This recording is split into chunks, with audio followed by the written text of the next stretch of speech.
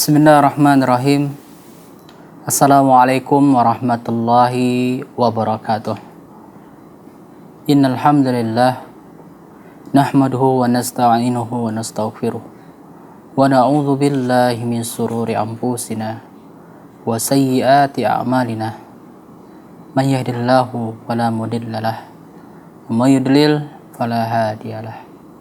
Alhamdulillah, kaum muslimin yang dimuliakan Allah.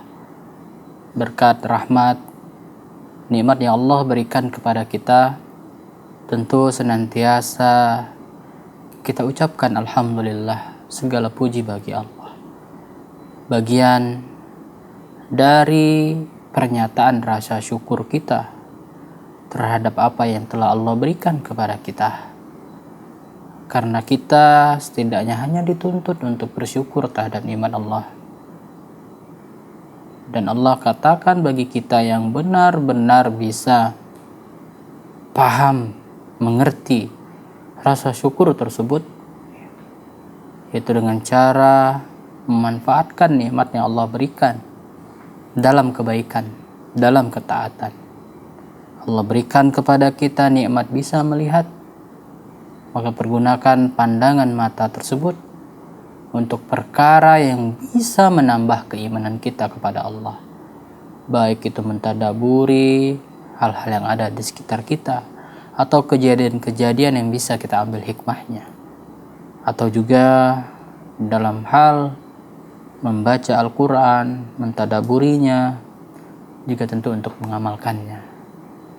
Dan nikmat-nikmat lainnya yang masih begitu banyak, yang kita tidak mampu menghitung nikmat tersebut.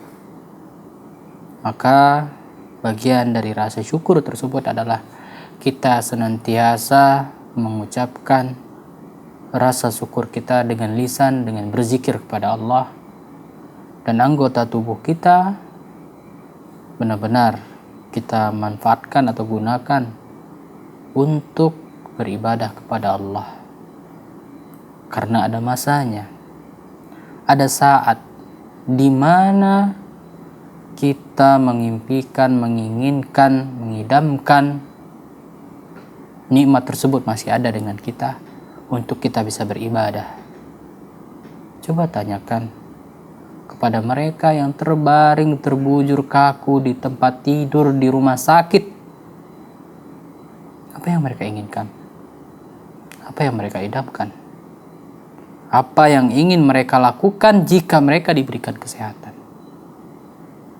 Kalaulah mereka mengerti, paham benar pentingnya mengumpulkan bekal, maka mereka akan katakan, aku ingin bisa beribadah dengan khusyuk kepada Allah, ingin bisa sholat berjamaah di masjid, ingin bisa berpuasa, ingin bisa baca Al-Quran dan lain segalanya dalam hal ibadah.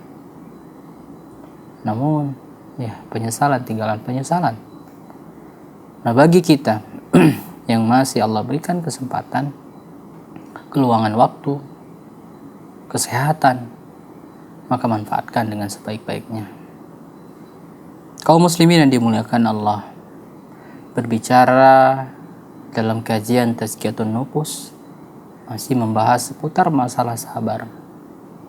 Masalah sabar yang kita mungkin mudah mengucapkannya, kata-kata yang simple, kata-kata yang sederhana, namun memiliki kandungan yang luas, namun memiliki pengaruh yang sangat besar. Sampai-sampai Ibnu Qayyim mengatakan apa?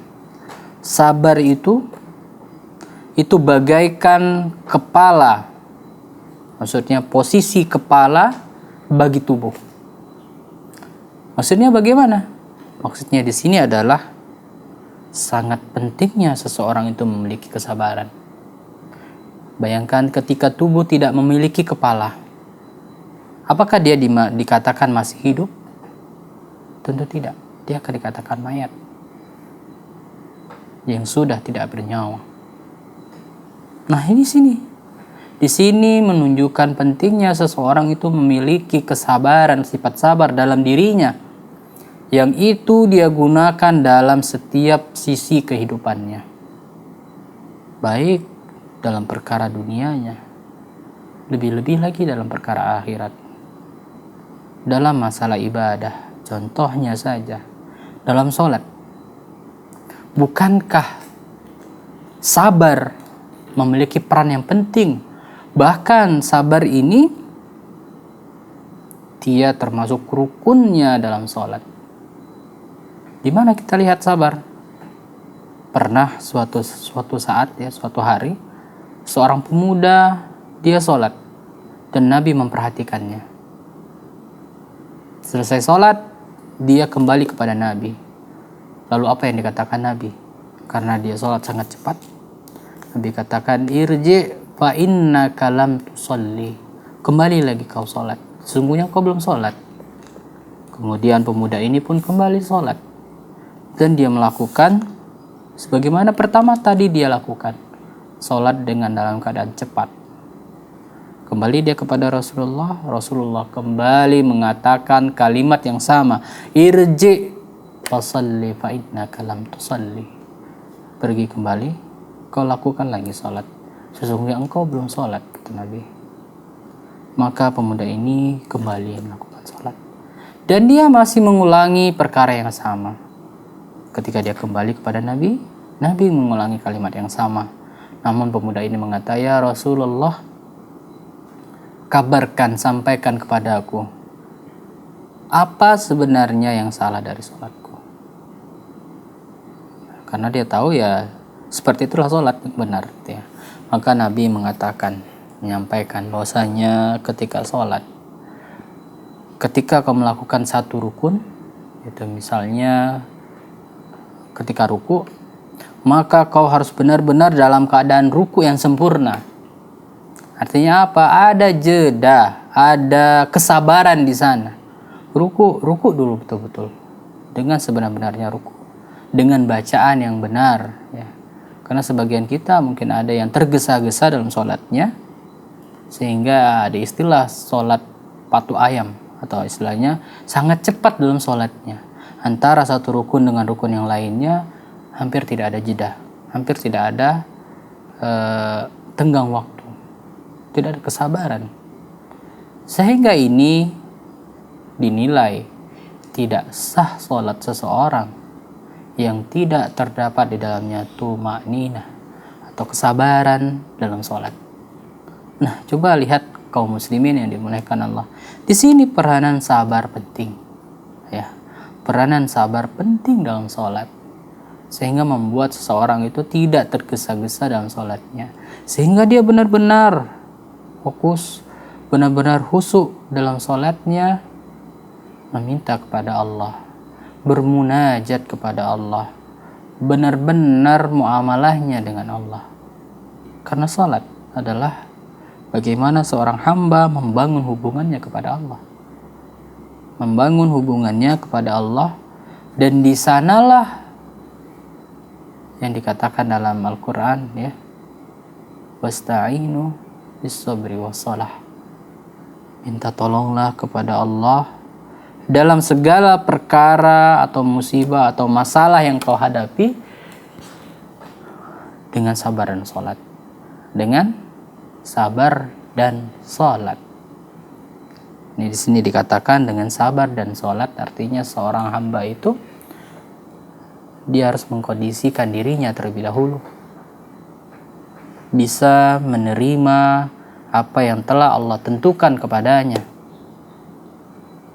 dari takdir yang mungkin dia tidak inginkan, tidak dia sukai.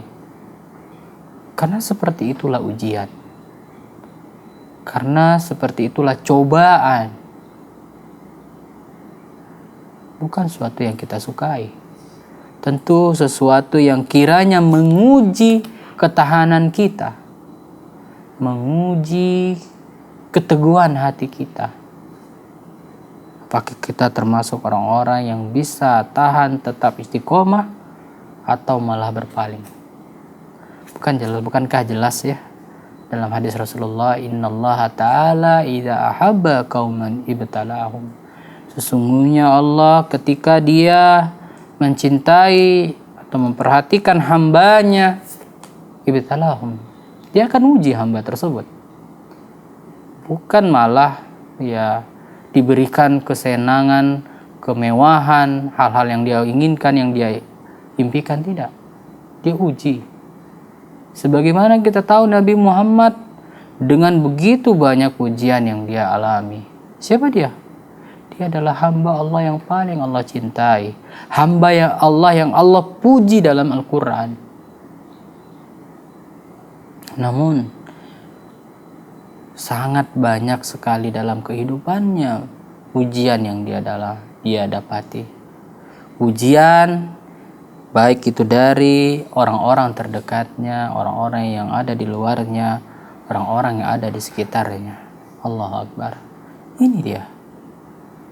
Dan di sana terujilah kesabaran yang luar biasa. Kaum muslimin yang dimuliakan Allah Subhanahu wa taala, kita akan lanjutkan kembali nantinya membahas permasalahan kesabaran, ya. Kesabaran dan meraih kemenangan insyaallah setelah menyaksikan beberapa jeda berikut.